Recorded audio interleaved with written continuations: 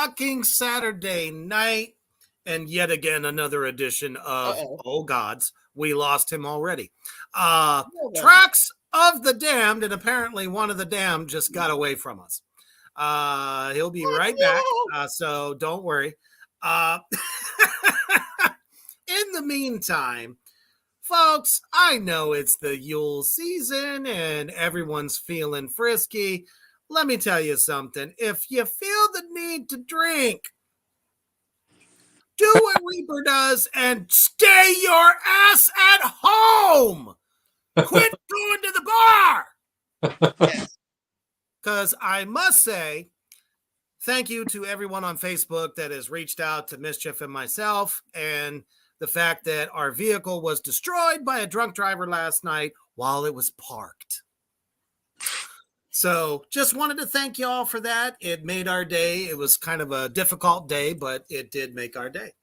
And we are amongst friends, so let's party hardy. Let's get this going. Tonight, we are going to do a top 5 for us as far as songs that didn't get released as singles for some bigger artists. Singles being like title tracks or lead tracks that the record company guru assholes say is the song you must release. So we're going to talk about the ones that should have, because goddammit, they're just better. You know what I mean? Before we do that, let's go ahead and visit our dear sponsor at Dezea's Creep Shop. Check out the creepiness.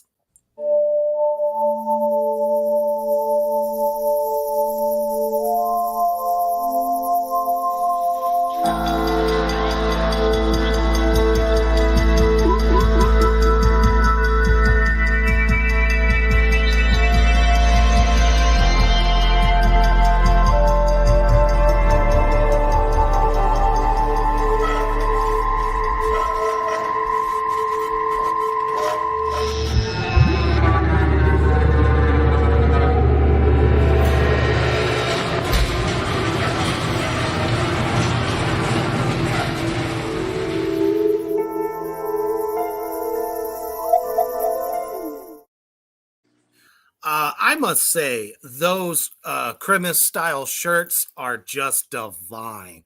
The one there about the serial killer documentaries, I think I gotta have that one in my arsenal of shirts, because that's bad fucking ass.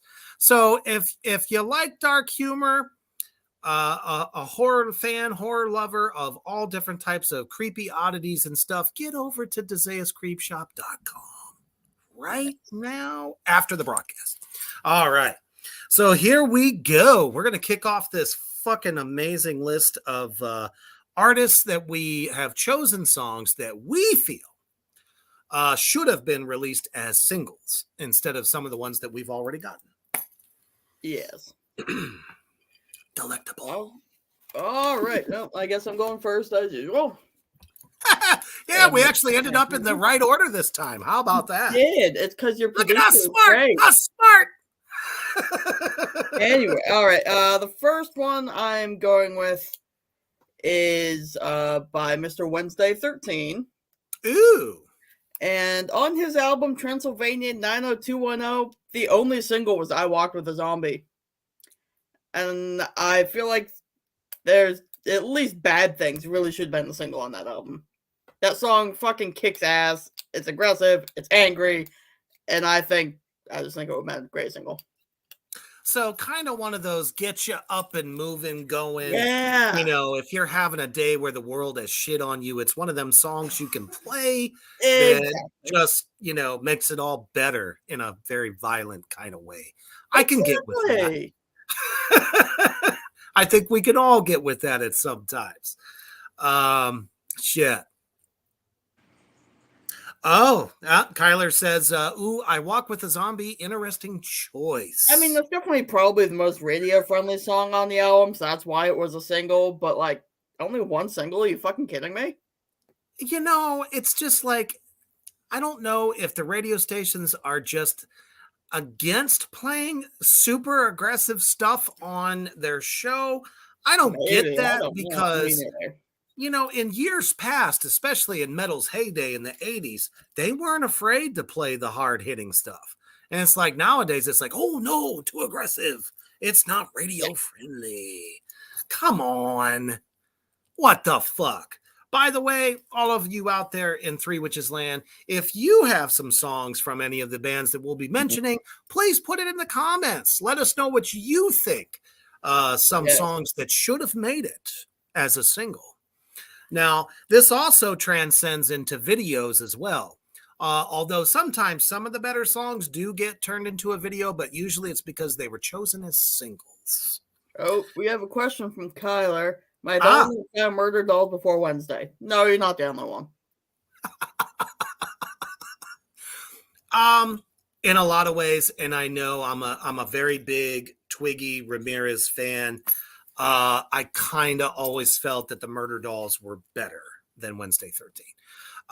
If you listen to them and really give them a listen, I think you would dig it. You might not agree with me. That's fine. Totally fine. Your prerogative. Totally fine. I don't know, but for me, that band just was always a little bit more hard hitting. Kind of remind me of some classic Manson without the Manson voice. Agreed. I don't know. That's just me. But yeah, excellent choice. I think there's a whole host of Wednesday 13 songs that were better on most of their albums that never made it, to the bigger light, the bigger show. The only way you could ever hear them really is if you played it or heard it live. That is very true.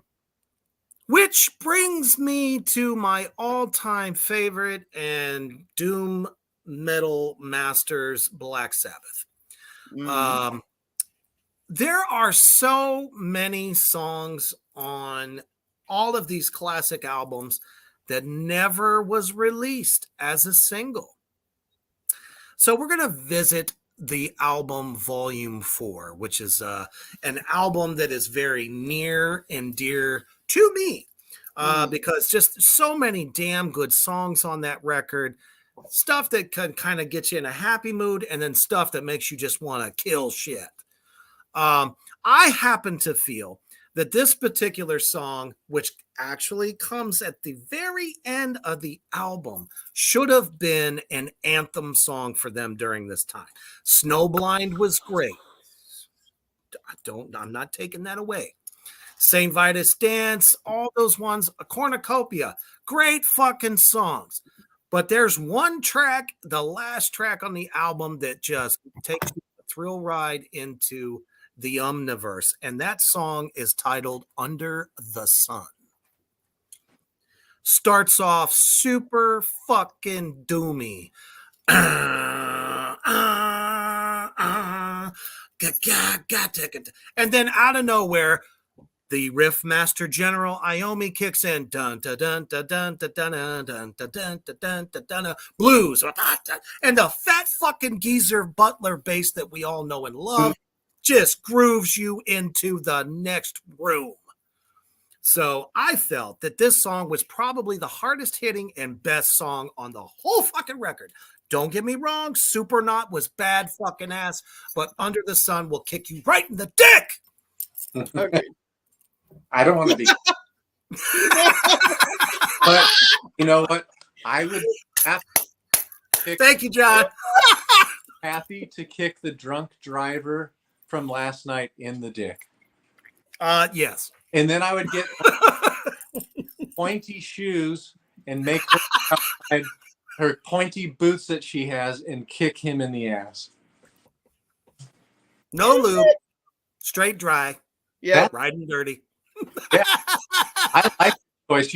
I don't know so what I do is I go through all the CDs. I have 2 racks like this one behind me. Oh yeah. CDs. And I'll go through and I'll kind of scan. I went through Black Sabbath and said, nah, I don't think I'm going to find one for them. And you found that's really good. Like, I agree with that. That's really good. When we think of like the great Children of the Grave or Electric Funeral and songs like that were never singles off those records.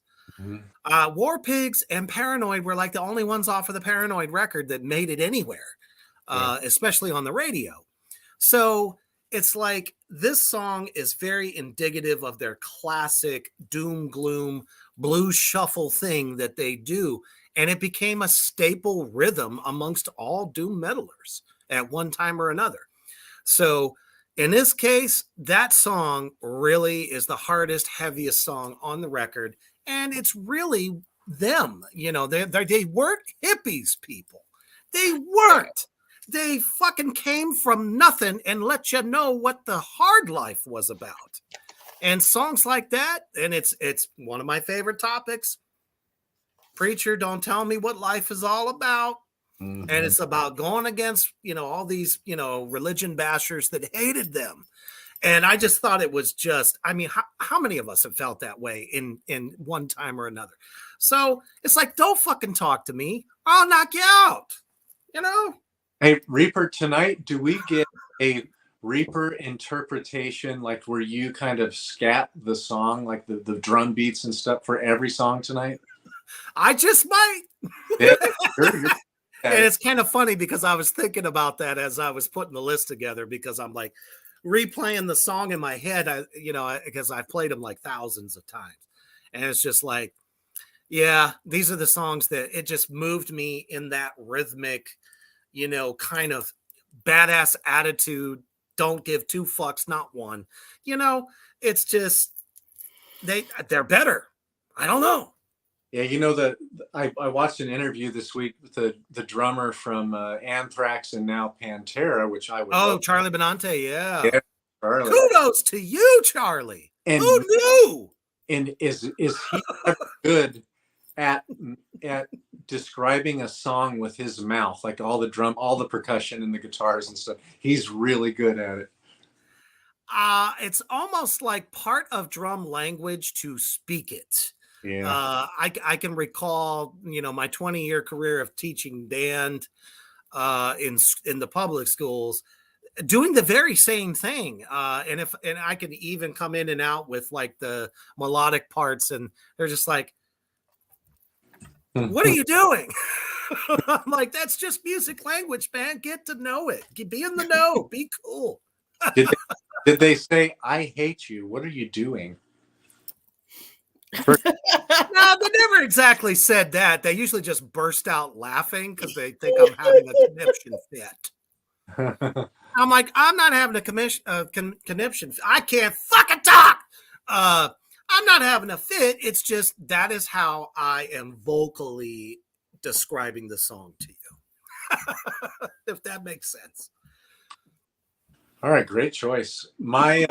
I'm going chronologically, so my first one, I think it's 1986. Ooh. Nice. In 1984, 1985, I fucking loved Twisted Sister. Who the and fuck? So one that I was put in there, I never liked We're Not Gonna Take It. I did that song. I love the video, but I didn't like We're Not Gonna Take It. Let's be real. The video is what made you love that song. I Wanna Rock was much better. Or what is it? The Beast. It's the nature. Oh yeah. Beast. That song was fucking heavy. Really good. Or Sick Motherfucker. Oh yeah, SMF. Most MF. So, but the album that I chose, it was their follow-up album. I was really excited about this album. And when I found out the fucking song that they released, I was like, what in the shit unholy hell is this? And it was right around Christmas, so I wanted to kick Santa in the nuts, and especially the lot at your business today. I wanted to kick him in the nuts. So it's when the album Come Out and Play came out. And do you guys remember what song they fucking released? Reaper, you might. It was a cover of the Pack.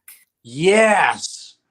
I fucking hated that song. What a shit song for them to do. They didn't even make the song metal. They showed up Harleys and brum, brum. And no fucking makeup.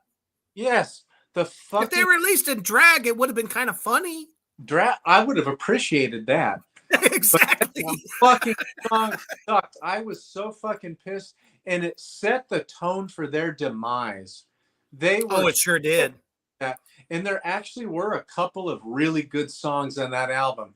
The song that I thought should have been released was Come Out and Play. Oh yeah, the title track, Most That's Def. a great song. It's really creepy too. Twisted Sister, come out and play. And it just keeps on building and big.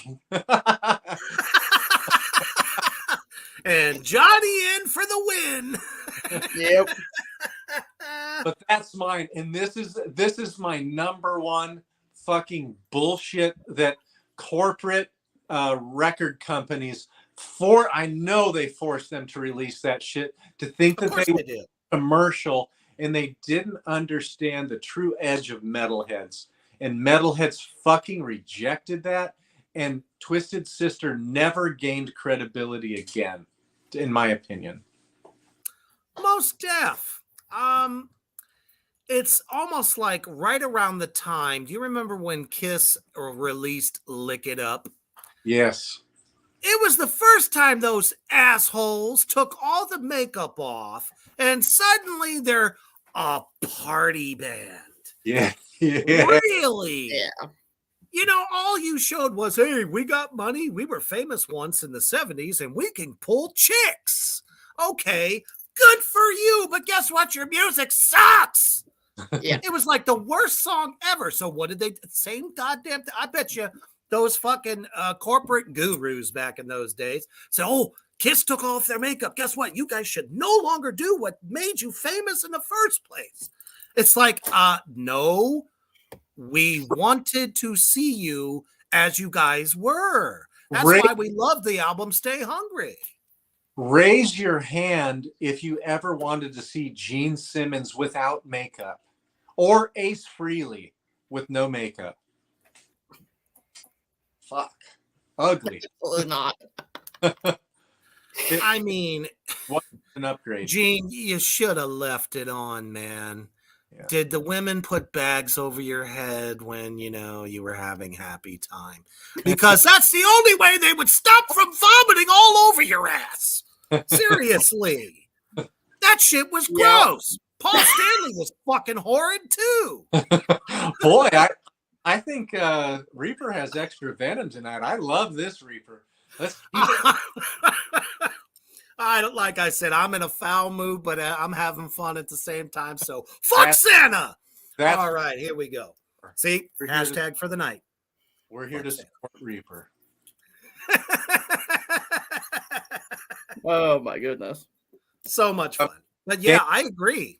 Genghis, you can support him financially. Give to the Reaper and Mischief Fund. Give to the Reaper and Mischief Fund. No. We will be fine. The universe always provides. So appreciate the warm thoughts, though. All right.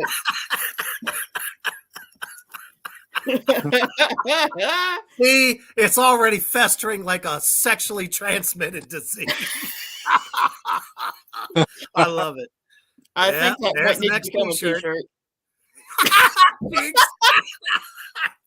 You know, I'm always thinking. I can't believe we said that at the same time.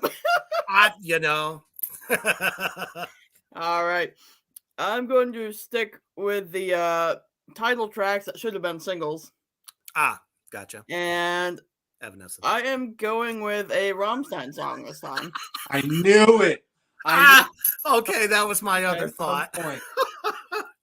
But that might be the one you think I'm going with. That's the question. You know, there are so many great fucking Rammstein songs that were never singles. Yes. Praise the Krampus. Yes. Now, the one I'm going with in this instance has got to be Liebe ist für alle da. Oh, yeah. Why the fuck wasn't that a single?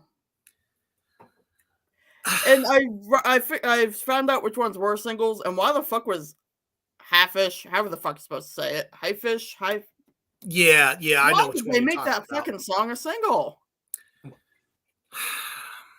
Because it was like another gothic style kind of like, I don't know. It was a little, if I remember correctly, it's a little bit slower song. A little bit, yeah. Not as heavy, a little bit Right. more like dark keyboards. Yeah, I mean, Just not yeah, real. of course, they had to make Pussy a single. It's True de Vey, that's a great single. But why the fuck didn't they that do... one was actually appropriate. But why the fuck wasn't... Kyler, you are my friend now. Yes, thank you for naming songs that are so underrated. Totally fucking agreed. All the way across the board. I feel on actually 3 of their albums that they dropped the ball. It's like suddenly we're pushing the heavier stuff to the side, and they're going for the shock value instead. Yeah. Hence Pussy and Bitch and some of those other tracks. It's like, oh yeah, these ones, we'll give them that. It'll just keep them going. Oh, they're so crazy. Well, shit, if you actually read the English translations, they're all sick, heavy or not heavy. Yeah. You know what I mean? It's just, they have such a crossover audience. They should have appeased either side. Agreed. Just my opinion. But yes, I definitely agree with that. That is a very good choice. I'm going to step into the realm of the great Saint Peter here. Typo negative. You better not be stealing the one that I wrote down. I certainly hope not. Otherwise, it'll be awkward. This song I always felt was like the biggest cock rock song that they had ever written on their most celebrated record of all time, October Rust. Oh, no. Shit. All right, let's see what happens here. So everyone went goo goo gaga over Love You to Death. Right. As a matter of fact, they even released shit, what was the name of that song? My Girlfriend's Girlfriend was a big hit. Yep. And let's just say there are so many other fucking songs on the record that I felt were better. Don't get me wrong, it was a catchy jingle, great. Peter was in Playgirl magazine, so it's like, oh, let's give them all Peter. Shit. It's all about Peter. Right, exactly. As if they didn't get enough of it. This particular track I thought was even more cock rocky than some of the other ones that they felt really kind of captured the moment on that record. And this one is known as Be My Druidess. God damn it, Reaper. Son of a bitch. Okay, well, there's other ones to pick. Oh, yeah. I mean, there really is. I also have a bunch of honorable mentions. So I'll just pull one of those out, but... I am so sorry, Genghis. I just felt so strongly about this particular song. Yeah, but you know me. You knew I was going to pick it. Actually, I didn't. I look at on the positive side, you two are in tune and there's actual agreement on this. That is true. There's nothing wrong with a little cohesiveness. I don't know. I just that fucking bass. So there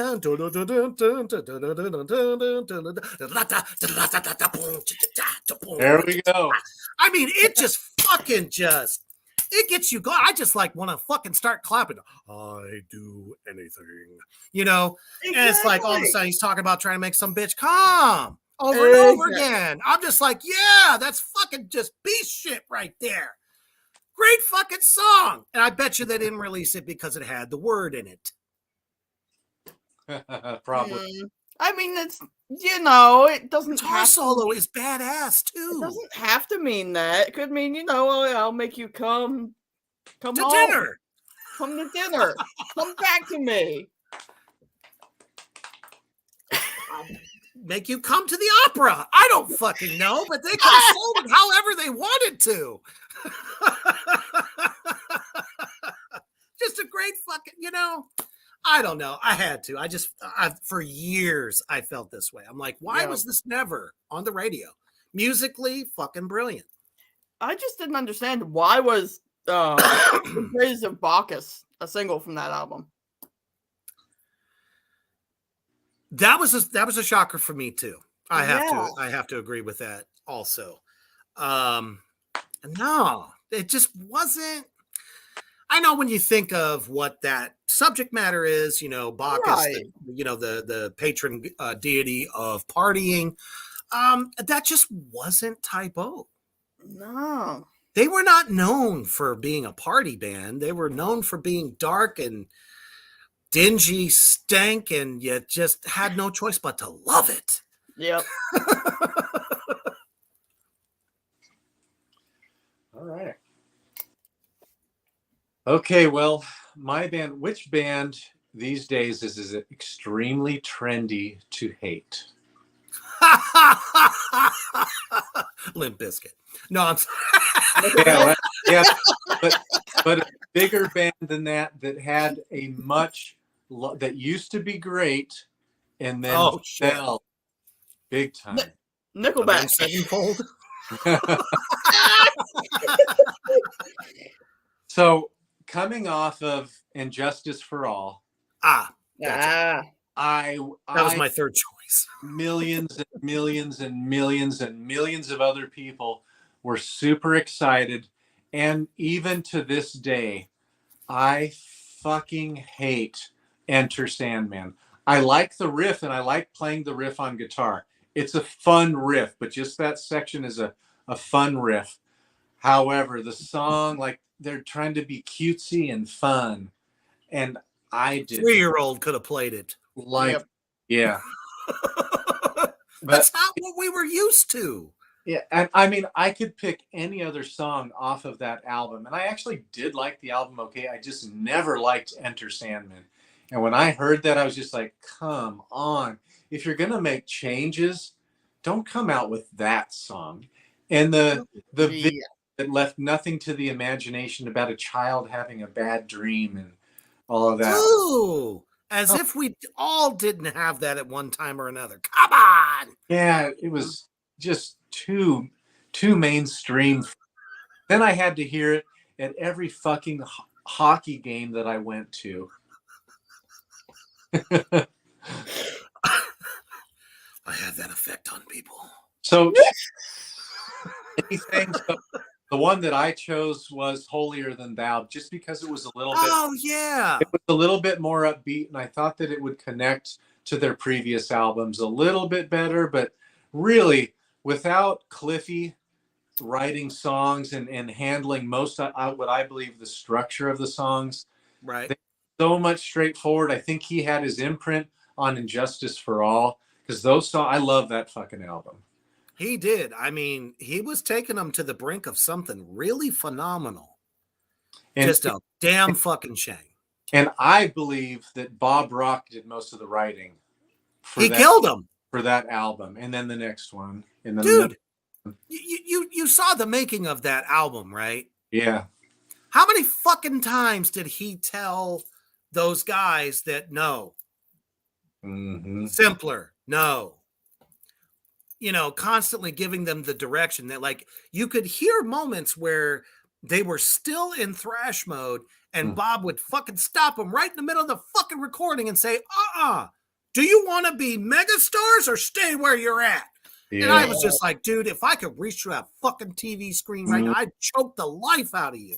I don't give a fuck who you produced. Before I would choke him, though, he had a ponytail and he wrote his pony nub is what I like to call girl. His way up high. I'd like to grab him by that ponytail and give him a crick in his neck, give him some fucking whiplash, and then cut his cheesy ass poser ponytail off. And then I'd like to kick him in the nuts. And then stuff his pony nub up his ass. Kick him in the nuts.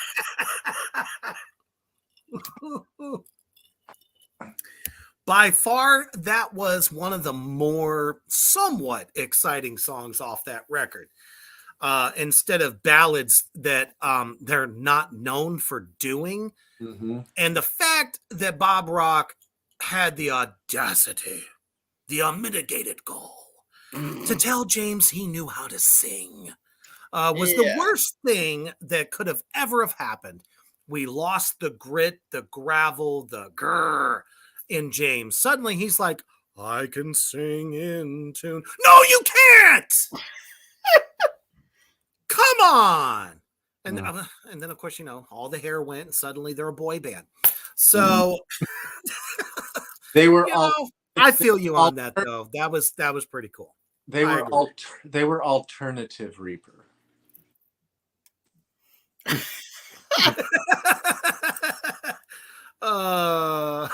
Oh, Kyler, yes. Turn the Page was one of the worst fucking covers they could have ever done. So bad I that the agree. fucking Silver Bullet band was like, I'm Yeah. just going to kill myself now. Yeah. I'm dead. Totally This is agree. horrible. Reaper, we chose the right topic for tonight. Yep. This is the right topic because this is firing me up because it makes me think of fucking corporate record companies and their fucking bullshit, and they ruined so many bands in the 80s So many. and 90s. Yep. They were the titans of their time moving forward. Mm-hmm. How can they move forward if you knock them 20 goddamn steps backward? Yeah. There's probably generations out there right now that don't even know fucking Kill 'Em All. And that was a killer fucking record. Thank you, Dave Mustaine. Because if it wasn't for him, it would have never happened. Guarantee it. Yep. Oh, yeah. All right. Well, What you got for us, Genghis? come on, Genghis, stir us up. Stir the All right. My next one, I am going with Mr. Rob Zombie. Oh, shit.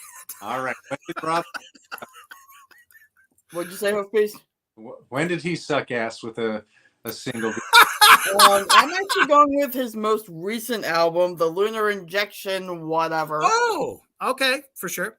And I really was like, okay, so the two singles they included were King Freak and The Howling I Man. actually like that one. I like those songs. They were good, but I don't think they were the best ones on the album.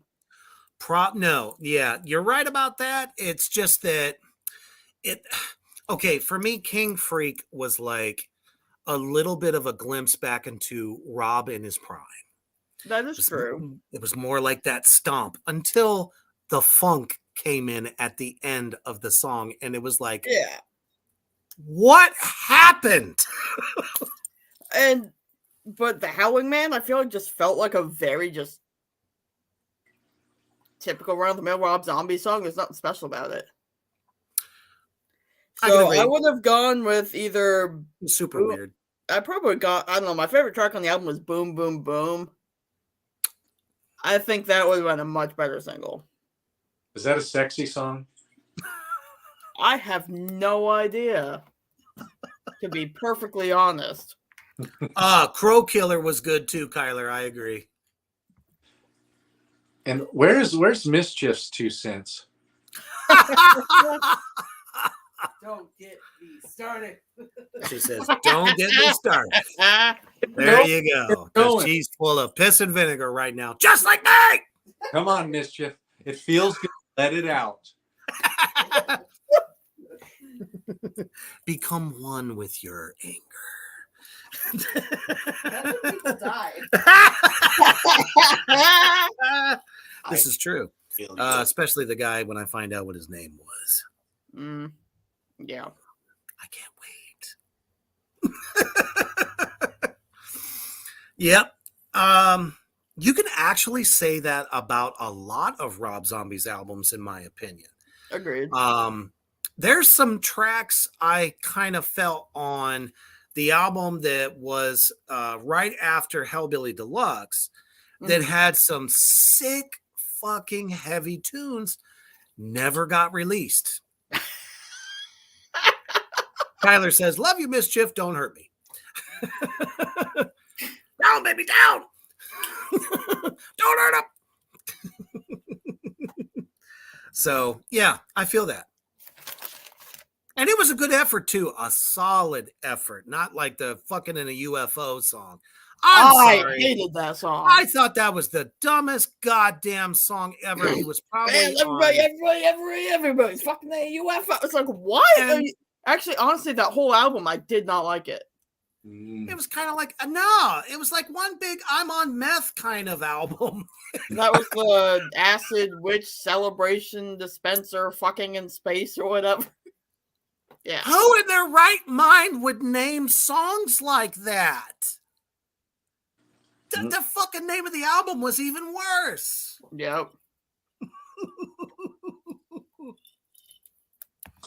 But with that effort, you know, the most recent album, I felt like he took it more seriously.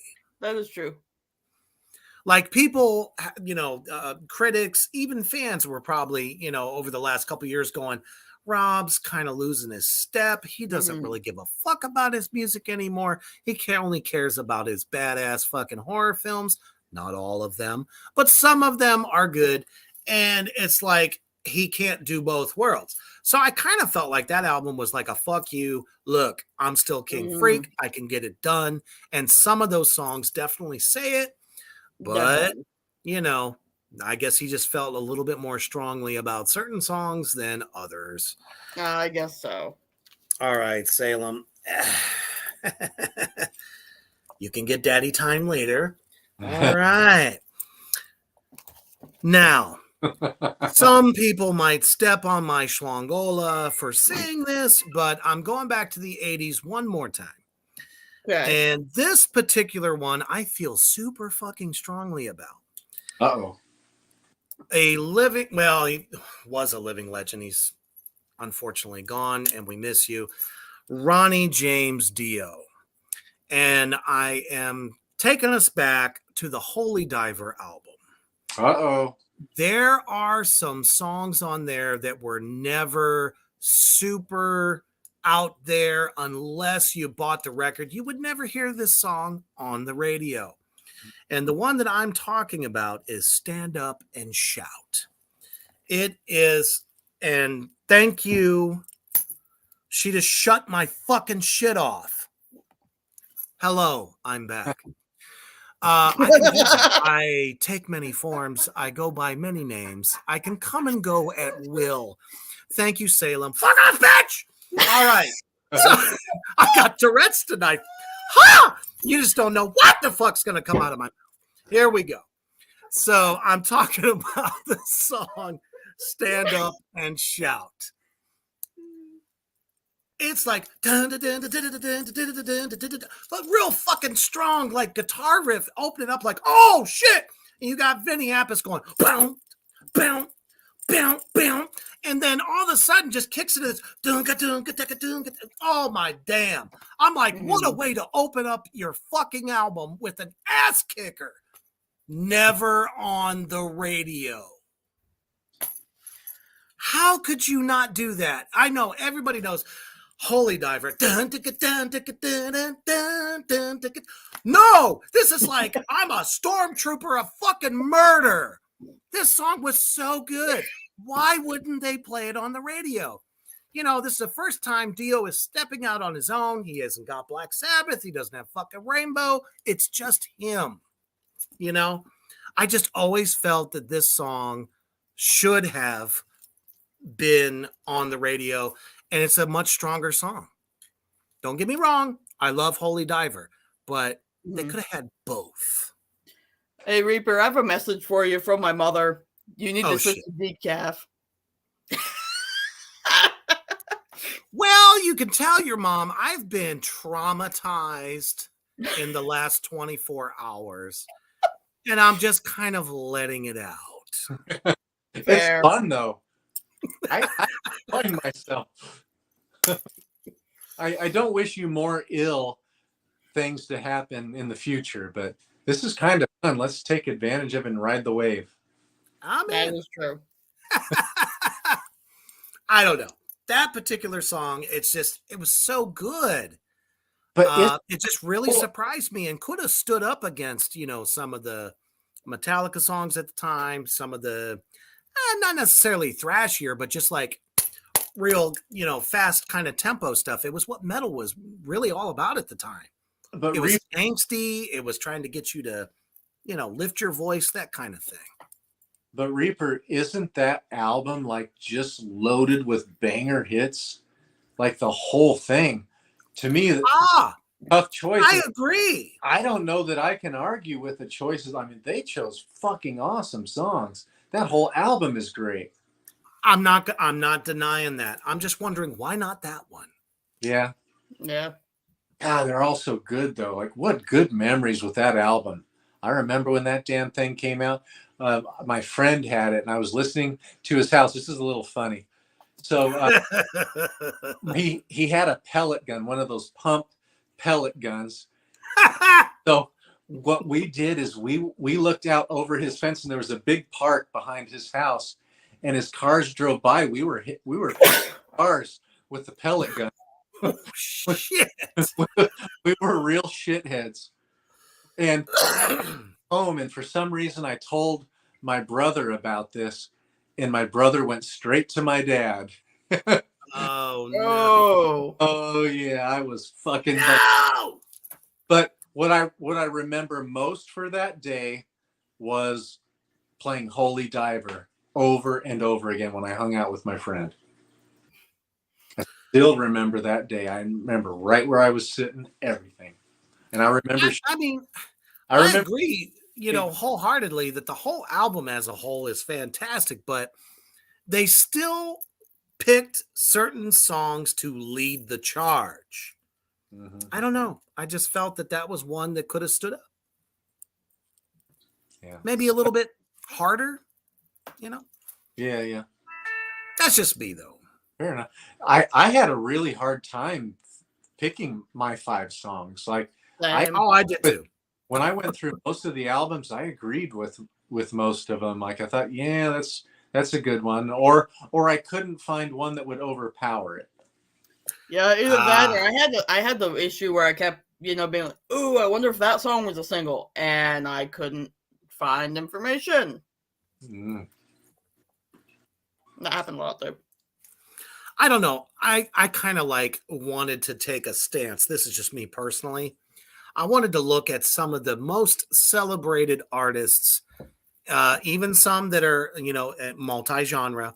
Right. And be like, if you really listen to the whole record, and, I would say probably up to maybe 2005, people did that.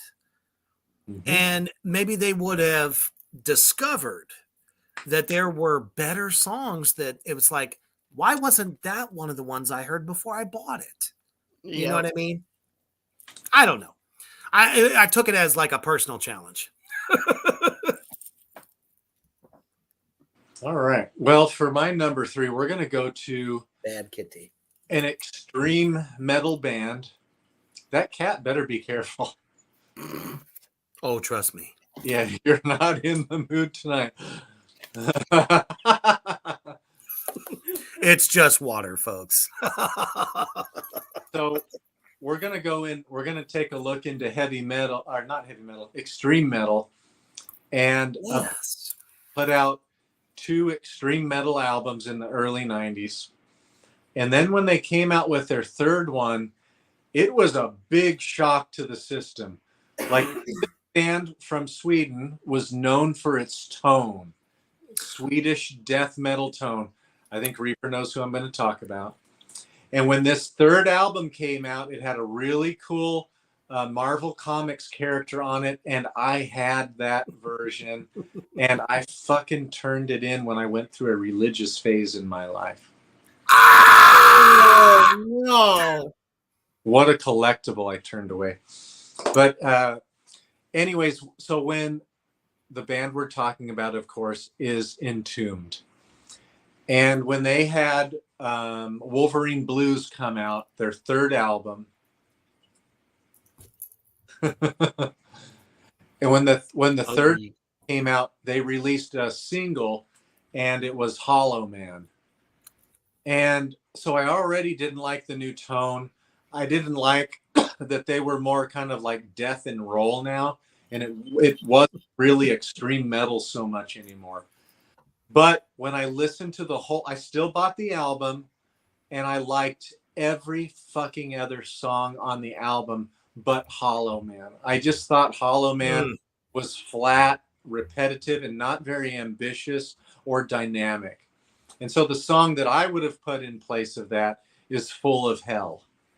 I loved that song. I would have loved to. I didn't get to go to their show for that one, but I would have loved to have sang along to that one. I'm Full of Hell. I think tonight that cat might feel your fury. If it She gets just missed me. That's all. I've been gone all day, so you know how that rolls.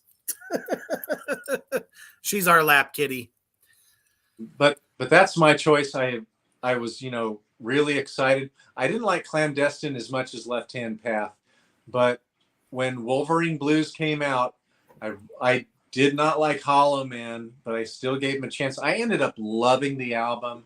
I liked their form of death and roll. They never really went back to it though, but to me that album still doesn't stack up very well against Left Hand Path. The creepy keyboards in Left Hand Path and a lot of the other little atmospheric things they did with that album was fucking gone. This album was straight death and roll. It almost makes you wonder because a lot of times, most of us are artists. So there's like certain points in your life, maybe something was going on and it influences what you do. So occasionally a really great fucking band can put a turd out. Mm-hmm. I've seen it happen literally with everybody. Let's talk about Black Sabbath. Mm-hmm. What's the one album that nobody ever wants to talk about? From the Ozzy era. Oh, okay. Let me make it easy for you.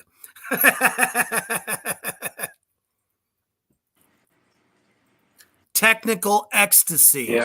Oh, yeah. Hailed as the worst fucking Black Sabbath album because they were so caught up with the idea that they had to hang with the Eagles, Mm-hmm. Led Zeppelin, this whole like hippie thing because America had up to this point made them a lot of fucking money because once they got out of Europe, came to America ate it up like carnage fucking candy. Mm-hmm. But that fucking record was so bad. So bad. I think that like the only one song off the whole shit fest was Dirty Women because it was fun listening to Ozzy talking about getting hookers on the streets. Oh my damn. It was like one of the most honest tunes a band that was like known for debauchery and all that shit actually sang about it a little bit. Oh, you have takeaway women for sale. I'll never forget that lyric. It cracks me up. I giggle every time like a schoolboy. I can't help it. But the worst. So it really doesn't surprise me that, this particular band went through some kind of a change, maybe emotionally, member change, which is actually going to kind of come up in one of my next ones. So yeah, I agree with you there. There was much more to the record than what was presented before anyone actually got a chance to get it. Yeah. Yeah. Boo! All right. My number 4, I think, is probably one of the most egregious instances of a song not being a single that I can think of. Egregious. Sounds like a black metal band. Sorry. I'm going back to 1996 with Mr. Marilyn Manson on Antichrist Superstar. Oh, okay. Why the fuck wasn't Mr. Superstar a single? That album had 5 singles, and that wasn't one of them. Mm. Oh, yeah, but Man That You Fear was a fucking single, really? Mm. They made that a single because that was his way of getting, he knew what was coming. It's almost like he was a fucking fortune teller, this fucking guy, right? He's like, I know when I put this motherfucker out, we're still in like, Judeo-Christian, fear that anything that goes against the grain is going to be hated. So he puts this song together about how they're going to basically, now mind you, drugs were involved, but he knew that he was going to be kind of put on a pike for this album because it was going to be so shocking. He didn't hold back, which was why it was so great until the stink fest that followed. But You know still, what I mean? Mr. And if he Superstar would have should have been a stayed fucking with single. it, he'd still be a fucking superstar today. I just had to say I'm that. totally with you. What a disappointment. Maybe one of the artists outside of Metallica who fell from grace, but I would say Metallica was bigger because Metallica put out 4 fucking amazing albums first. They did. Every last one of them was like fucking platinum in my book. Yeah. Right. I mean, of course they are today, but back then it was just like it got better every fucking time they would raise the bar. And you know what happened after that? Everything fell in the toilet. Yeah. But there were a lot, like The Reflecting God. Why wasn't that song Mm-hmm. released? You know what I mean? Very hard-hitting, very angsty, everything that every 90s teenager was fucking about. Exactly. I don't know. That's a tough one, but a very good example of a song that should have been. Mm-hmm. So you gotta also realize that Trent Reznor was the one behind the record. Yeah. So I'm thinking Manson was taking some cues from him. Because I think he was trying to push him as far as he could push him to be the next big shocker. And it worked. Oh, absolutely. And then he dressed differently. Let's see, differently. Next album. Sadly, he must have dropped a lot of I don't know, barbiturates of some sort. Suddenly woke up and thought, oh, guess what? I'm Ziggy fucking Stardust. Yes. Yeah. You can't tell me that version of Manson didn't have David fucking Bowie written all over it. Agreed. It's like, oh, I did Alice Cooper. I'm going to do David Bowie next. Mm-hmm. He's like David Bowie But I'll from still hell. be shocking because I'm going to come out with tits. You're right. Yep. Yep. Tyler Superstar was his second album, not the third. That's okay. We still love you. It's all right. Shit. I mean, I still loved him on Smells Like Children. I had no qualms about that record. I thought it was good. Mm-hmm. But yeah, Antichrist just, it's another one of those records. The whole record together was massively good. Yes. So now I'm going to attack one of my idols. Not really attack, but bring to light a feeling about one of his most celebrated solo albums of all time. Okay. That constantly put out the wrong songs. I'm talking about a little album known as No More Tears. Okay. And don't get me wrong, the album is good. It's a far cry from the heavy laden No Rest for the Wicked album. Of course, I'm talking about Ozzy Osbourne here. Right. So many fucking hits that came off that record were ballads. Mm-hmm. Mama, I'm coming home. Nobody wanted to listen to you talk about that. Oh my God. No. Now, if you would have said, Mama, go fuck yourself, everyone would have loved it.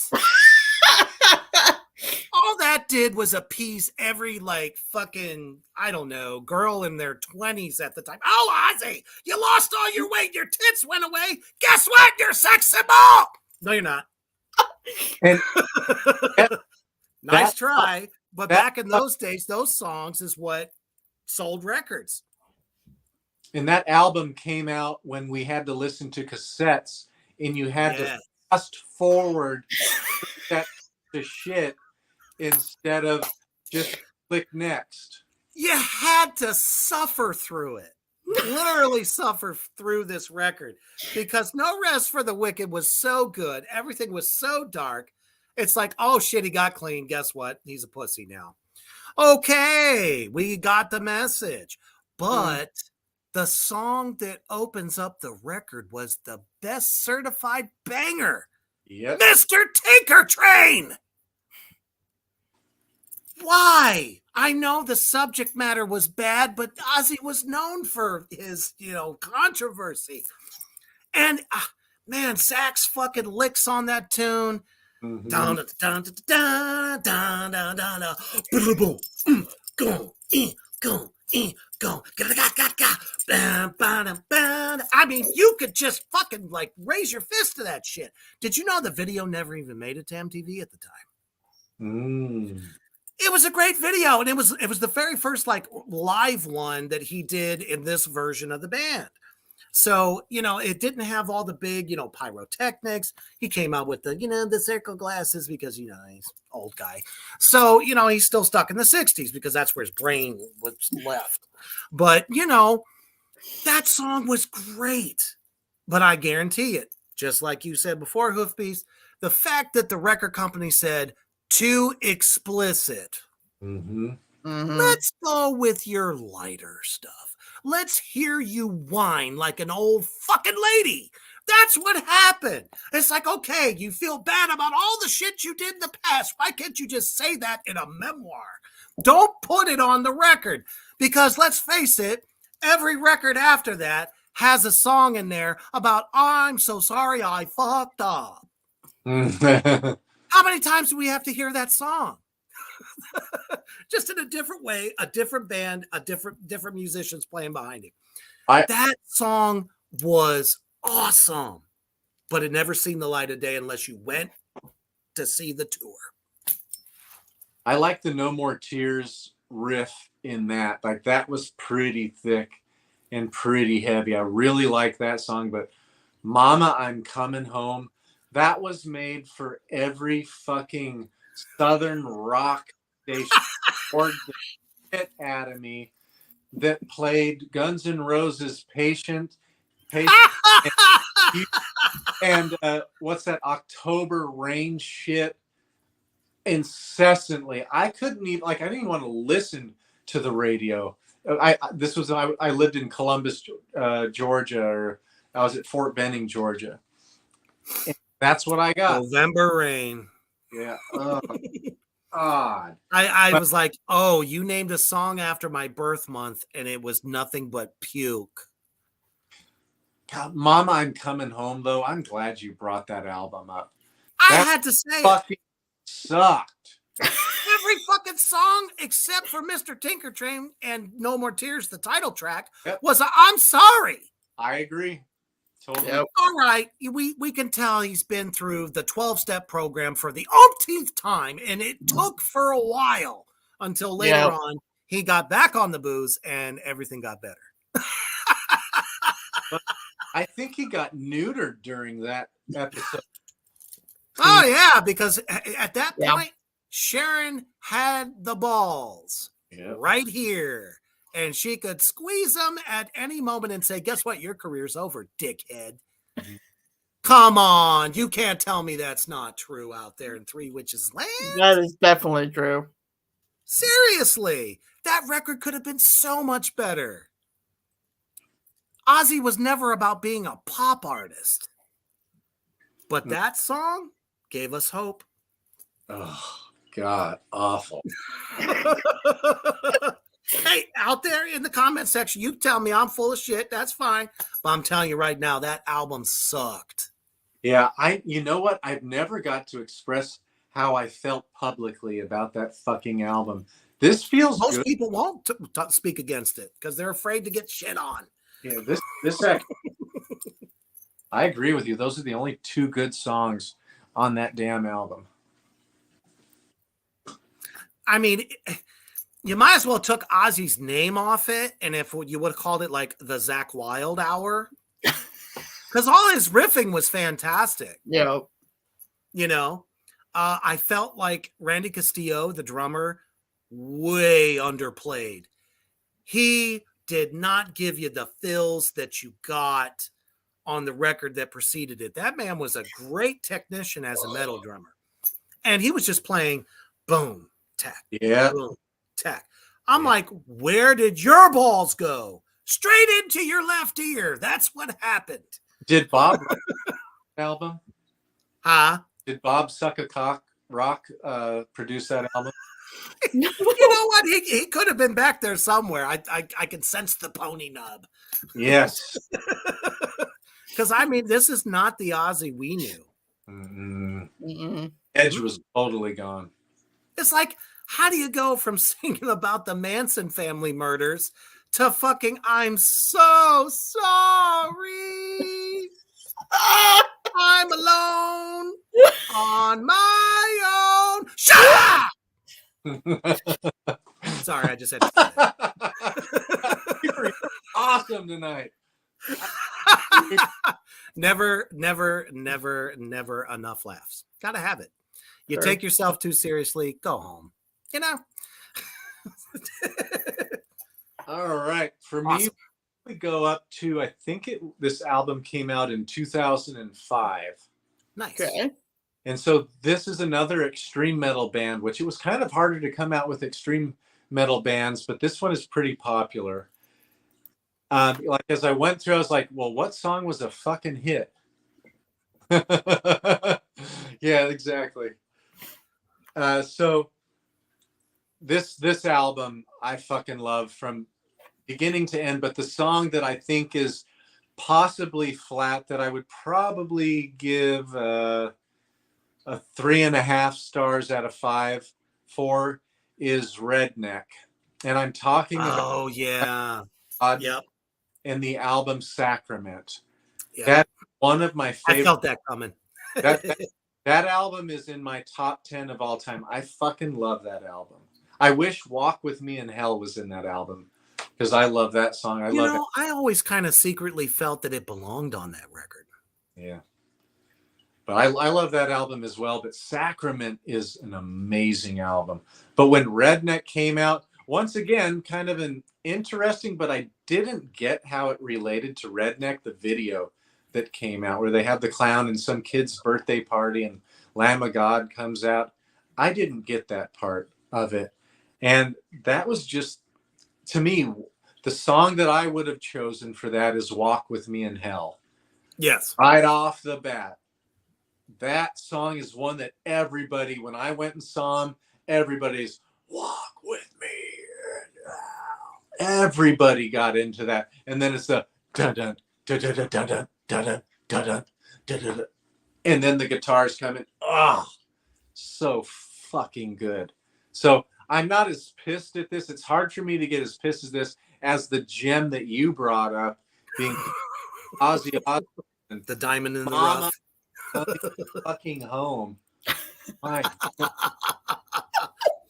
No, I agree. I don't feel that Redneck really set the tone for the record. I don't think it did. I almost kind of felt like it was let's throw this together. And, people are so high off our last record, they'll still think it's great. It was actually toned down a bit. I remember reading, or I don't know, maybe I watched an interview about that, and I think that song was really making fun of George W. Bush.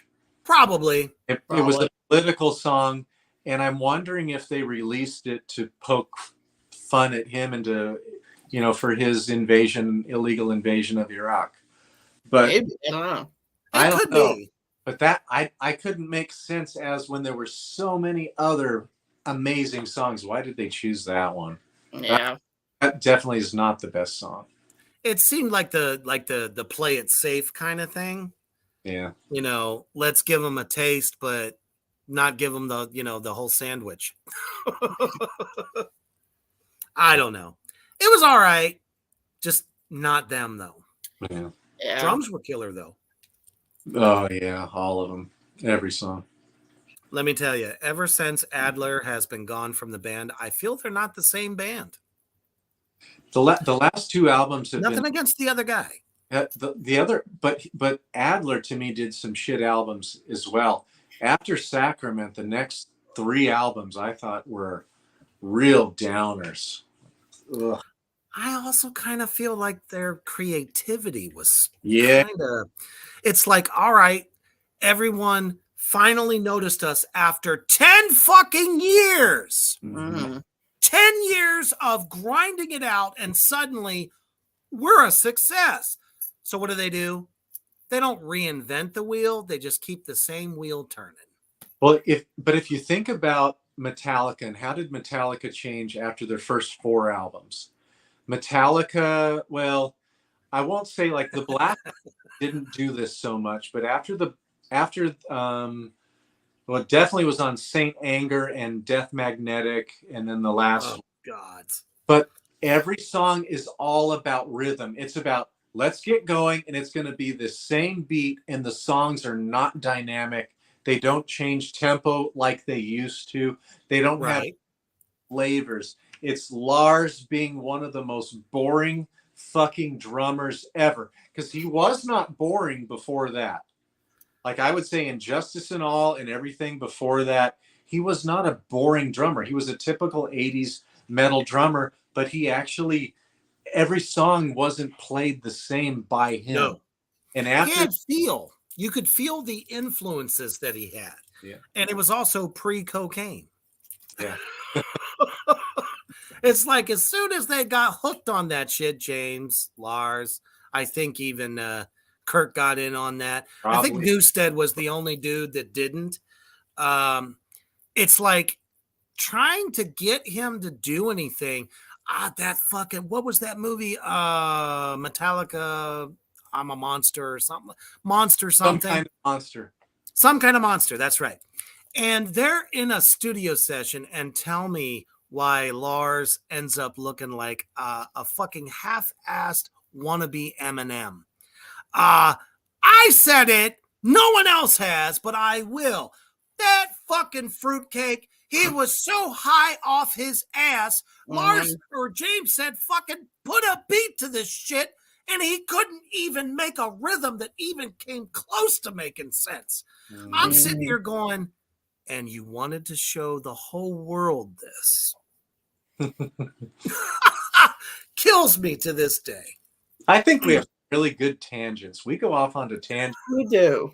Cover all kinds of fucking ground. You know what grinds my gears? But it's related. I mean, it is. And it's very relative. So the reason why I brought up Metallica and how they changed, and they just became very straightforward, and they lost a dynamic creative element in the music. Lamb of God did the same thing to me for the album Wrath, and the white one. I even forgot the name of the one. It came out in like 2011, and it had like 14 songs on it too. King Me was one of them, but it wasn't as good. What I thought they were so good at is, okay, so I think that the guy who produced the album was the one who had produced Avenged Sevenfold, which is very much more rhythmic and straightforward. Yep. And you don't do that to Lamb of God. What Lamb of God did so well was changing tempos and chugging a bit and putting in single note little quick riff licks and the broken rhythms. Yeah. Lots of broken 16th notes. They were like the kings of that shit. That's what I fucking loved. They were amazing with that. And then that was gone. But it wasn't nearly as bad as what Metallica did. How dare you? Just to preface. I mean, I watched a video even just today of Metallica playing live like a week or two ago. And they played a whole bunch of songs off the latest album. They played one off Death Magnetic, and it's just Lars doing the tick tick tick tick tick tick tick tick tick like throughout. So boring. And it looks like he has little white balls on the end, like little white rubber balls on the end of his black drumsticks. I told you he's a fruitcake. Like I don't no attempt to go and see them ever again, unless they do a show where they promise to play like the entire album of Kill 'Em All and Ride the Lightning, and then they come back 2 years later and play all of Master of Puppets and Injustice for All. Wouldn't that be a fucking idea? Yeah, it's a lot better than hearing fucking Robert Trujillo trying to sing Prince Yeah. live and fuck up the words. Like, And you want to know what I'm looking forward to the most about Metallica in the future? The reunited fucking tribute to Dimebag and Vinnie. Pantera is going on tour with Metallica, and they're gonna fucking show everyone just how much Metallica sucks. Exactly. Yeah, they totally are. I was so For fucking happy to hear that. You know, the best part of the idea I just came up with is, why don't you do a tour and promise to do 2 full albums in the Oh, they can't do it. 4? Because that would They can't do it. Yeah. have to hear anything after Injustice for All at all. They would probably sell out more fucking stadiums that way than Yep. any of the shit they've been doing, for sure. Totally. For sure. All right, poor Great tangent. Genghis has been so patient to give us number 5. Thank you, brother. I appreciate Your number you. 5, Genghis. All right, my number 5. I'm going back a little bit to the year 2000 with what? I don't know. It's so funny to hear you say, back to, the year 2000. I'm thinking to myself, shit. When I say, back in 1976, you know what I mean? I'm thinking like 30, 40 fucking years back. I think it's cute. That's all. I can't help it. I'm old people, but I'm still beautiful. All right. And I'm going with one of everyone's favorite new metal bands. I'm going with Korn. Oh, okay, cool. What did they do? I feel like they really didn't pick the best singles for the Issues album. Mm. I mean, what You're would have onto been? something there. I think so. I mean, Falling Away From Me, yes. Make Me Bad, but I really think Trash would have been a fantastic single. What's better than a super angsty, aggressive breakup song? Especially in 2000, everyone went all over that. I literally think that every band that was coming out at that time had some sort of a breakup song that was not your usual whiny cry kind of thing. It was like, I'm going to slaughter everything I see because I feel this way. Tell me I'm lying. You're not. Or Poison even would have never done it. Or even Hey Daddy would have been a good single, I feel like. For sure. That's another one of those albums. It's like, what was the label thinking? Why did they push certain songs? It's now Falling Away From Me is a great song because it touches upon trauma. And yes, Tyler, let's get this party started. That'd be a good one too. Why not? It was a fun fucking song. Exactly.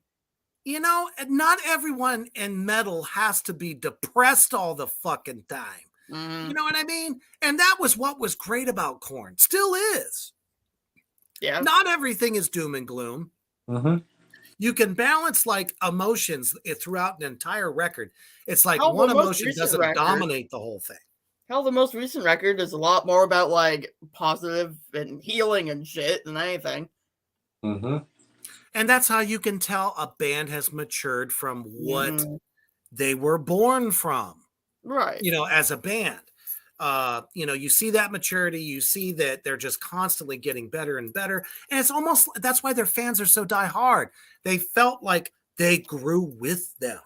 Exactly. Not a lot of bands can say that. But what I would say is, like, I'm not a bigger fan of the newer Korn as the older Korn is. If I had to listen to every album as an instrumental, I would rather listen to the first probably 4 or 5. And then once we hit the one, although there were good songs, Y'all Want a Single, when that one came out. Like that song was fun. Yes. But then they after that they just lost an edge and their creativity went down quite a bit, I'd say. Although There was an awful lot of crazy shit going on behind the scenes, though. yeah, there was. Sadly, that can stifle things. Yeah. That is true. Some Their people newest don't album, realize. though, I fucking loved it. Mhm. Yeah, nothing wrong with it, man. I've loved the new drummer so much. Yeah, I feel that he was the guy that should have been there at the beginning. Not to take anything away from David Silveria, but let's be Right. real, folks. This guy brings the pain. Mhm. Yes. He hits hard. It's really been up to this point Fieldley, Monkey, Head, and Jonathan. The drums were there, but it almost could have just been like a fucking sample that would have just like, hey, fucking go with it. Great. You know what I mean? Man, when this newer guy, I know he's been there for a minute now. It's, Right. you know, it's not new, but to me, as a guy that kind of grew with Korn from the beginning, I see such a major change that was for the better. Technically, this drummer is more proficient than their original drummer ever was, and his fills are tasty. Yeah. Oh my goodness. Yeah. He didn't rely on like hitting a boomstick every now and again, that like low bass, drop little sound bar that he used to hit. Okay, that was fine, but when this guy does it, you freaking get your insides turned. Yes. That's what he delivers. It's like an anvil.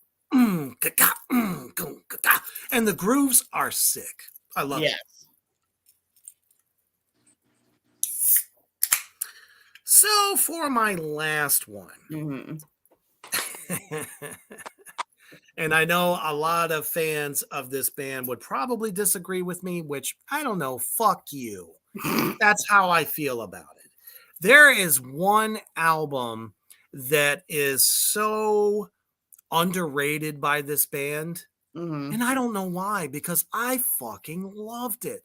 It was so different from what came before it and what comes after it. It's like just this one time musically, and it was driven by the bassist who does all the writing.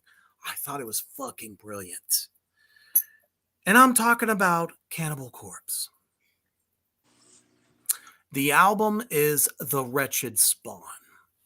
This album was the first time that they played with diverse rhythmic changes and added like a little bit of Blackened Doom before it ever even became a thing, in my opinion.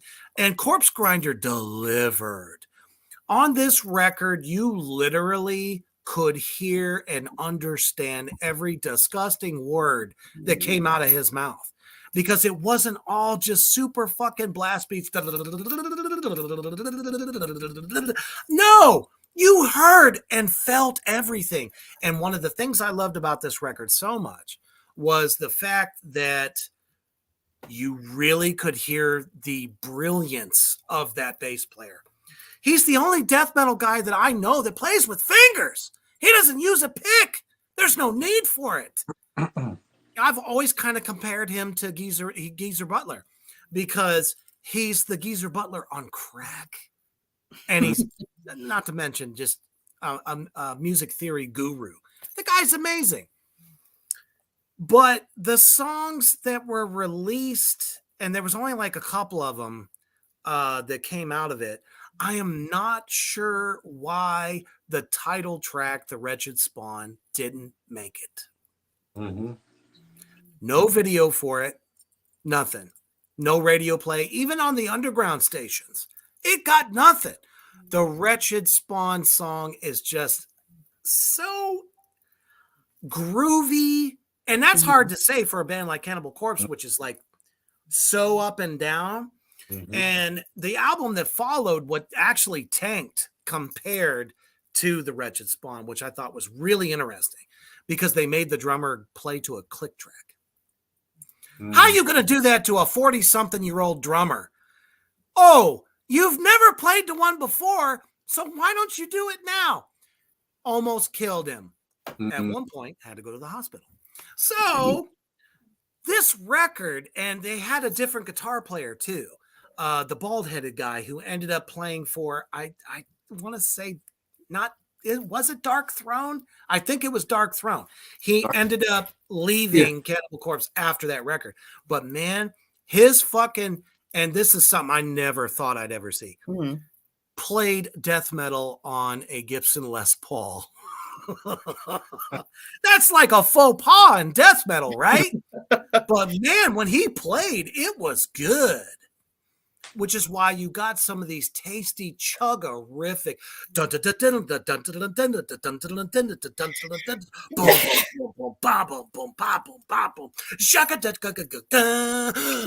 and you're back into it. You know what I'm saying? That song should have been, that title track should have been out there. It should have been, but it wasn't. Reaper, I have the feeling that Mischief is over there observing you and just saying, what a sexy hunk. Currently in the bathroom, so hopefully she's saying that very thing. At least it'll be archived. Anybody can always watch it on YouTube. That's so true. I love it when you do that shit. That's fun. I could do this all day. Reaper, didn't you find it hard though to pick out a song out of an extreme metal band like that? It was tough. Yeah, it's really tough for me because there isn't one that you've heard on the radio over and over and over. Like Mama, I'm Coming Home. Oh God. I didn't realize I had I still quiver at the thought of that song, even to this day. Like, fuck's sake, it's Ozzy, not John Denver. What is this? And you know, he wrote it for Sharon.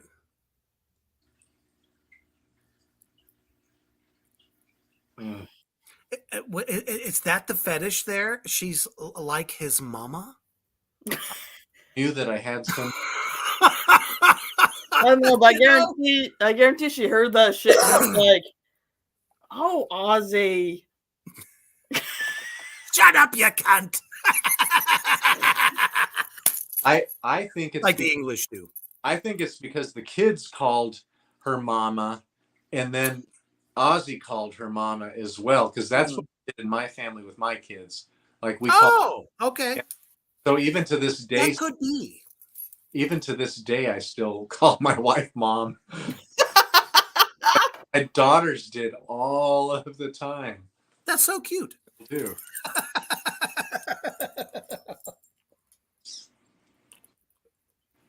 All right. That's all right. I'm like daddy, papa daddy. I don't know. Whatever they come up with. I just go, oh. You have made me want to go listen to Cannibal Corpse, The Wretched Spawn immediately. Dude, I'm telling you, Genghis, you would even love it too. It's not just an album full of straight. Yeah. You know what I'm saying? They actually like do some musical, like, I don't know, the way it was structured. We're always talking about bands and how they structure their songs. And it's just tasty and groovier. It's like you can literally sit through that whole fucking record and just dig it. Yeah. It's like, okay, this song sounds nothing like the one before it and the track after next. And like I said, when they introduced that doomy feel to it, it changed the game. Yep. I agree. I liked it. Loved it. So good. All right. My number 5 is a band that I really liked, and this was the downturn for me. And I still like them. Oh, so she must be watching on her phone.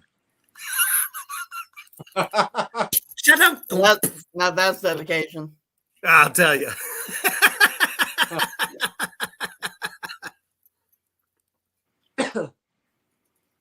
So this is another album that I was super excited for coming out. When Blood Mountain came out, I bought Sacrament at the same time. So I had Sacrament, Blood Mountain, and I'm talking of Mastodon, of course. Been waiting on you, Mischief. You need to make an appearance beside your man there. Anytime, baby. So, you know, Mastodon were knocking it out of the park with Remission. Excellent fucking album. The whole album's excellent. And then we had Leviathan come out with Moby Dick, Tales of Moby Dick. Excellent fucking album. Every fucking song is excellent. And there's a good variety on there. There's some kind of crust punk songs on there, but still Brian Dahler's drumming is just an absolute. Oh, I don't have one. There's one though. Oh, there's a tutu around there somewhere, I'm sure. Even do tails. Hey, Mischief, if I do this, will you come?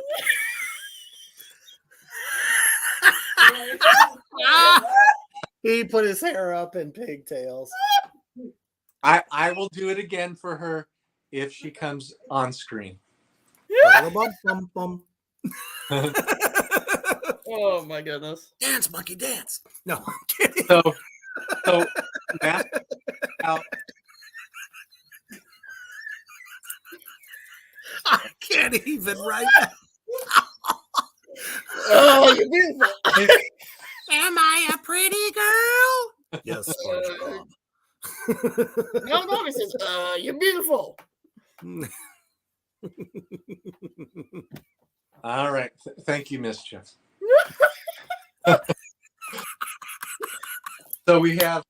So Mastodon puts out Remission. They put out Leviathan. They put out Blood Mountain, which is my personal favorite. Oh, such a good album. Holy shit. Song is fucking amazing. And I just awe at Brian Dahler's, the fills that he does, just everything about him is amazing. Fucking tasty as hell. And then we have the album that everybody loves that followed. And I liked a lot of the songs, but to me, this next album is not as good as the others. I'm talking about Crack the Sky. That's the song that I would have released as the first single, but they released Oblivion. And to me, Oblivion it's not an awful song, but it's a more mundane, straightforward song. Video is great. It's bizarre. It's funny. But it's not Mastodon. And Crack the Sky, the song was more that. The Czar also, that's more of the stuff that I really liked.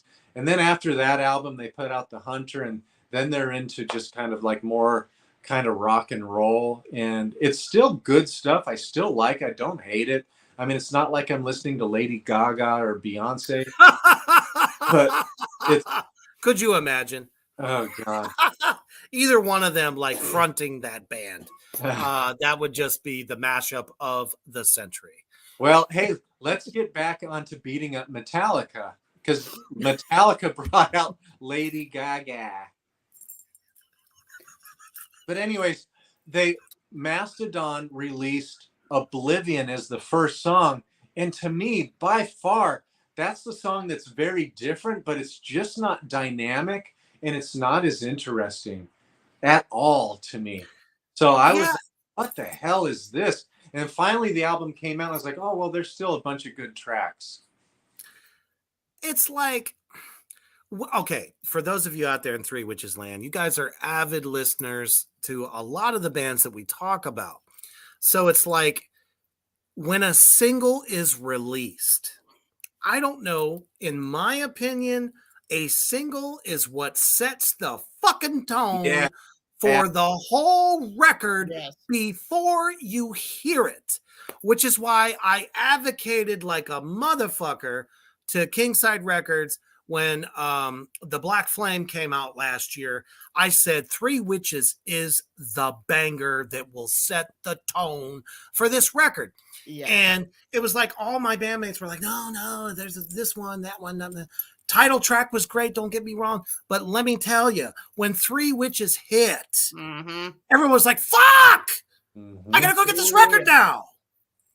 Absolutely. Same thing with every other band. Sometimes they just listen to mismanagement, I might add, and like put out the wrong song just to get a bunch of airplay. And it's like, why? You're an established band. Mastodon is very established. They could have put out any banger off of that record that was far better. Not saying, like you said, it's not horrible, but man, there were some other good songs on there that could have taken its place and probably got people even more excited to go see them live. Yeah. Yep. Isn't that the ultimate goal, people? Yeah. To want to go buy a ticket with your hard-earned fucking money to see a band you love because you're excited. And then Not because you feel like you have to. You know what I mean? And then once you're there, you can pick up a $35 t-shirt. 35, that's a steal. Well, let's That's be about what it real. was. That's what it was back then. Oh, yeah. Now it's like 40 and 60. Yep. But sadly, the reason being is because bands don't make money off of their records. Yeah. They make money off their merch. Yeah. Don't be fooled out there, people. That's why we say the best way to support us is to buy some merch. Yes. Wear it loud and proud that you are a follower of this band or Three Witches Entertainment, which is why we're going to go ahead and quickly cut to our merch commercial for this Yule season.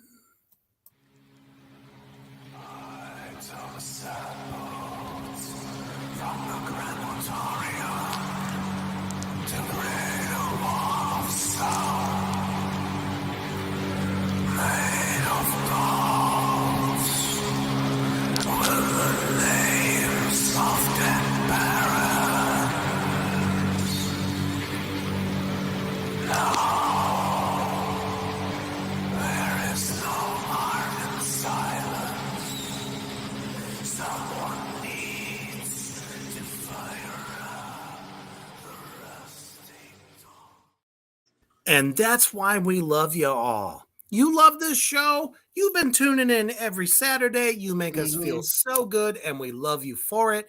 Shit, get you a Tracks of the Damn fucking t-shirt. Show everybody that this is where you need to be every Saturday night. I still don't know who bought one of the shirts for this show, but send us a picture But of you we wearing love you. it. Please show us. Show us. Don't be afraid.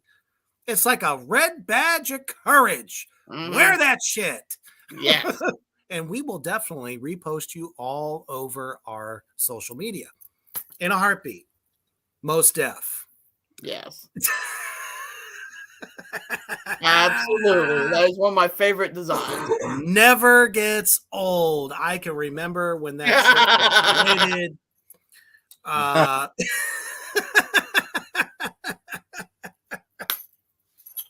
So we appreciate y'all so much. And we thank you, for everybody that's tuned in tonight and, shared a little piece of yourselves with us, because let's face it, this is the stuff we love and are very passionate about, and as are all of you. And we value your fucking opinions. Yes.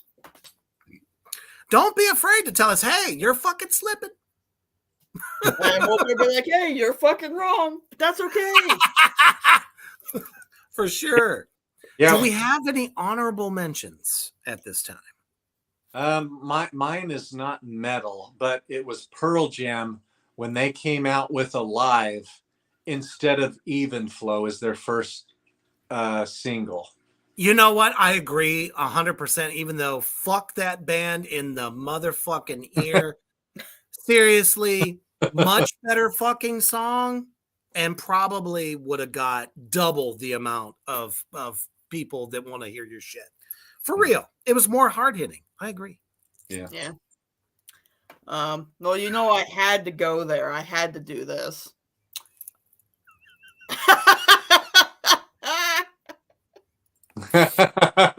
So good. What'd you say? You know, that's okay. Oh man, he's even jumping up and down. Look at him go! Look at him go! Oh my goodness.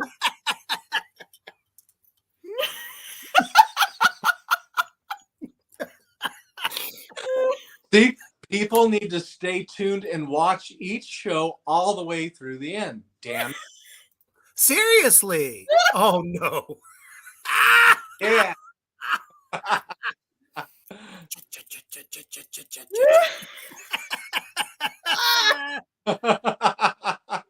I love it. Oh, fuck. My only honorable mention, and it's not because the band doesn't fucking rock, fucking balls. Thrash metalers, Megadeth, fucking greatest, probably, I don't know. It's so hard to say, but I mean, definitely at the top of my thrash list from the great thrash era. The album I'm talking about is Rust in Peace. And I was wondering why in the Blue Hell 5 Magics didn't make it as a single. Really good song. But that album is, again, front to back, like Holy Diver, front to back. Like I remember thinking the same thing, but I'm like, well, but I like all the other songs too. I'm just saying, you know, don't get me wrong. Holy Wars was a great fucking song. Still one of my favorites to this day. Great fucking video. But they could have led with it. Or even came after Holy Wars. That's just my opinion. We have a question from your darling other half. Oh my goodness. Game, you'd answer that one. Blue Hell, a cobalt blue or pale blue? It's navy. How about that? And I had one honorable mention. I had to go here. You know I did, especially because Reaper asked if I was going to. Evanescence. Oh, yes. I knew it! Reaper for the win! Well, I only did it because you asked if I was going to. Oh, gosh. Dude, I was just playing earlier. Shit, I didn't mean to poke the bear. Oh, too bad. It's too late now. I done it. Why the fuck wasn't Tourniquet a single off of the Fallen album?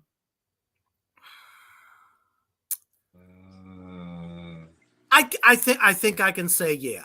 As opposed to the uber, you know, popular songs that you know from that record.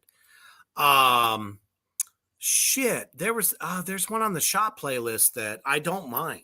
What's the title of that? The one we got on there by them. It's some Fuck. Hallowed. Haunted? Hallowed? Oh yeah, that was. I'm pretty sure that was from the same album. That's a fucking. It is. It is off that album, and I actually thought it was eerier and spookier. Mm-hmm. So if they were going for that goth aesthetic, I think it could have set the tone. Or at least came after one of the more energetic songs that they did release. So you have like that balance between kick ass and then fucking just eerie shit. And you're just like, oh, Yeah. Still not a fan. But anyway, that's just my professional opinion. Professionally deranged as I may be, still professional. All right. Still not a fan. Thank you all so much for putting up with our fucking bullshit tonight.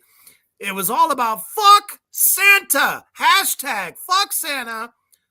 Fuck him everywhere he goes. I don't give a shit. Run his fat ass over. Stick a pair of pliers up his fucking nose. And then twist his head off. Let's do it. Thank you so much for watching tonight. I appreciate y'all. So fantastic. We love you. Yes. Absolutely. It's been a blast. We love y'all tuning in every night. So definitely check us out next Saturday because we're going to have some holiday favorites to go over in our top Ooh, 5. yeah. Metal style. So we will see you then. And as you are, decorating your tree, maybe making a cup of hot chocolate. Mm. And you're thinking about listening to, I don't know, Jingle Bell Rock. Stay heavy.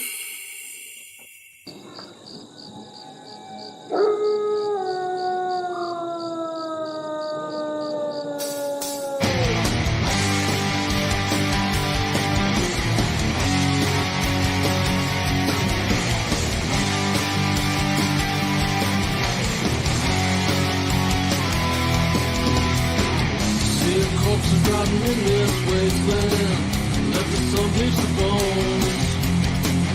Kids dead up in the palm of my